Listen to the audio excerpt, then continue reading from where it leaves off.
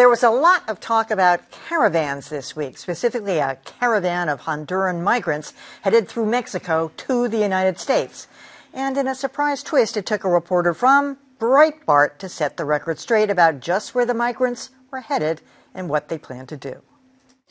If you get your news from Fox and Friends, as the president does, you heard that 1,500 Honduran migrants were about to bust the Mexican border into the United States. An army of migrants marching to America, and a BuzzFeed reporter is in that march. And the Fox commentary went even further, suggesting Democrats and the mainstream press are backing efforts to bring illegal immigrants into the country. And I think it really speaks also not just to the Democratic Party and the leftists, it also speaks to the liberal mainstream media who was cheering these people on. Somehow I missed that cheering, but President Trump picked up on it, tweeting, "Caravans coming, no more DACA deal," as if they are related. Surprisingly, Breitbart News put the caravan in perspective, saying it's an annual event trying to bring attention to the plight of migrants forced to flee their homes, and that most of them were hoping to find asylum in Mexico, not the United States, as Fox insists. This group of migrants, 1,200, marching to America. If so, according to several reporters on the ground, they are trying to do it openly. I have just heard that the caravan coming up from Honduras is broken up. Not entirely, but it's a minor fact.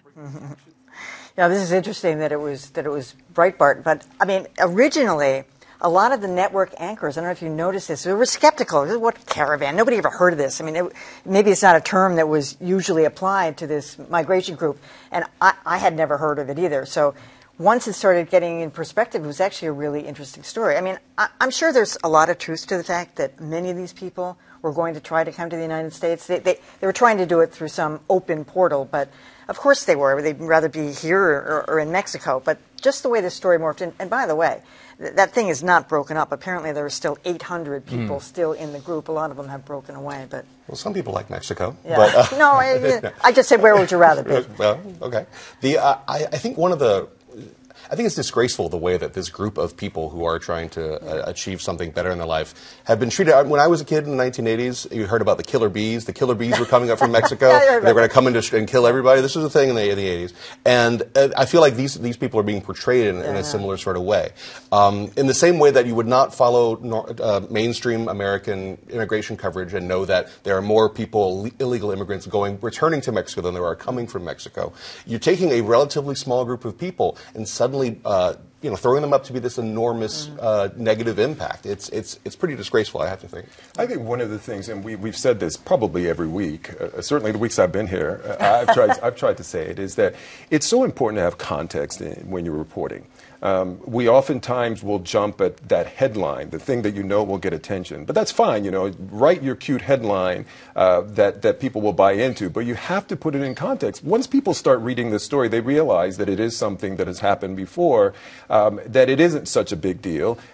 The problem, I think, though, is that now these kinds of stories that used to happen really in the shadows, right? You would hear, oh, someone told me this, or it would be somewhere, out there in social media. Those rise to the top and are quoted by the president and end up on the morning shows, and that's where he's the one vilifying. Right, exactly. And so these are they've always sort of been out there. They just haven't gotten to this level, and I think that's what makes it so disturbing. Well, and Dan, it was from being on CNN. I mean, the context in that medium comes from the commentators and who's there, sort of commenting and analyzing the story. So there are plenty of immigration experts and reporters who cover immigration who could have lended that context. In the moment, Tommy Lahren is not one of them, and that's the problem that we see with cable news, is that in too many cases, I think the commentator is just a political rabble rouser or someone with a strong point of view or someone who's got the talking points and who's going to spin it in the political direction, and so you're not getting any value add besides that quick headline and then that kind of Rorschach test of, are you going to view these people as as you said, as sort of people who want to better their lives or as people who are coming to attack America. I'm kind of fascinated by the Breitbart angle. Yeah, me too. It's watching Breitbart these days is a little bit like Kremlinology back in the 70s and 80s. I mean, Steve Bannon is gone. It's still controlled by the Mercer family. but Breitbart has, I mean, the Mercer family has taken a real beating recently because of their involvement in the Cambridge Analytica scandal. You just wonder whether this is all somehow tied up in Steve Bannon's leaving Breitbart, the Mercers under fire. Is Breitbart about to start moving in a somewhat different direction? No, I figured the reporter was probably going to get fired for telling the truth. Well, that could happen, too. We'll have to keep an eye on that. Yeah, exactly.